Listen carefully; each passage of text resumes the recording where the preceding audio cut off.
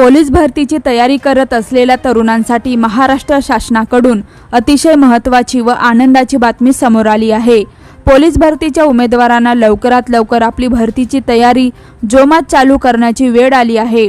कारण शासनाकडून पोलीस भरती प्रक्रियेची तारीख निश्चित करण्यात आली आहे।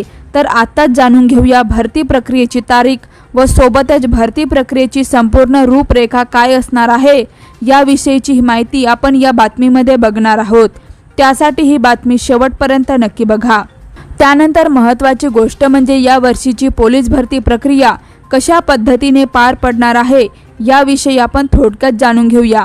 यावर्षी राज्यात 10,000 पेक्षा जास्त पोलिसांची भरती केली जाणार आहे।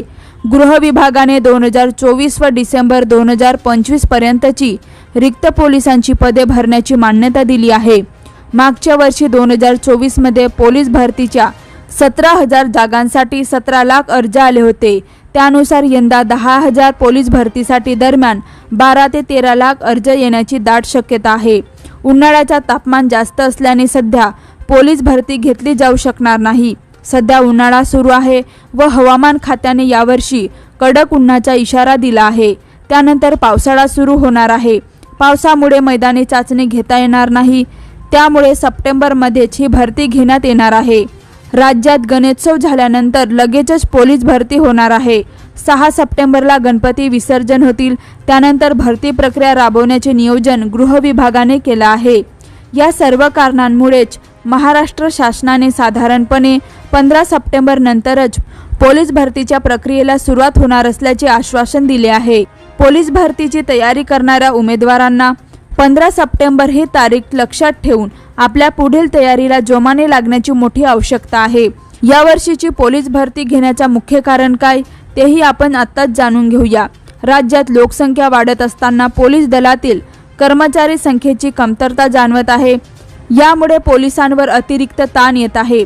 मुख्यमंत्री फडणवीस यांनी विधानसभेत सांगितले की राज्यात सध्या 10,500 पोलीस पदे रिक्त आहेत। तसेच दरवर्षी 7 ते 8,000 पोलीस सेवानिवृत्त होतात। मागील 3 वर्षात विक्रमी 35,802 पदांची भरती करण्यात आली आहे। आता उर्वरित रिक्त जागांसाठीही लवकरच प्रक्रिया राबवली जाणार आहे। विशेषतः पोलीस उपनिरीक्षक पदाच्या रिक्त जागा भरण्यात आल्या असल्याचीही माहिती त्यांनी दिली। 2025-26च्या अर्थसंकल्पात गृह विभागासाठी 36,614 कोटी 68,09,000 रुपये इतकी मोठी तरतूद करण्यात आली आहे। या निधीचा उपयोग पोलीस भरती, यंत्रणा सुधारणा, तांत्रिक सुधारणा आणि सुरक्षेसाठी करण्यात येणार आहे। दरम्यान मुख्यमंत्री फडणवीस यांनी स्पष्ट केले की राज्य सरकार गुन्हेगारी प्रवृत्तीवर कठोर कारवाई करत आहे। 2023च्या तुलनेत 2024 मध्ये गुन्ह्यामध्ये 2,586 प्रकरणांनी घट झाली आहे। तसेच देशातील पहिल्या 5 गुन्हेगारी शहरांच्या यादीत महाराष्ट्रातील कोणतेही शहर नाही।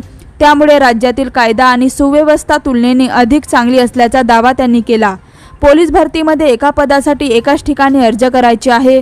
जर तुम्ही जास्त अर्ज भरले तर ते बाद करण्यात येतील। 2 ठिकाणी अर्ज केल्याबद्दल उमेदवाराला बाद ठरवण्यात येईल।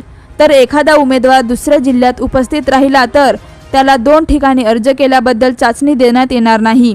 ही भरती प्रक्रिया 4 महिन्याच्या कालावधीत पूर्ण होण्याची शक्यता आहे। यासाठी उमेदवारांना पूर्ण तयारी करणे आवश्यक आहे। इच्छुक आणि पात्र असणाऱ्या उमेदवारांनी फॉर्म भरल्यानंतर त्यांचे आधी ग्राउंड घेतले जाईल। त्यानंतर लेखी परीक्षा होईल व अखेरीस मेरिट लिस्ट लावले जाईल। त्यातून आघाडीवर असणाऱ्या उमेदवारांची निवड केली जाईल असं महाराष्ट्र शासनाकडून सांगण्यात येत आहे।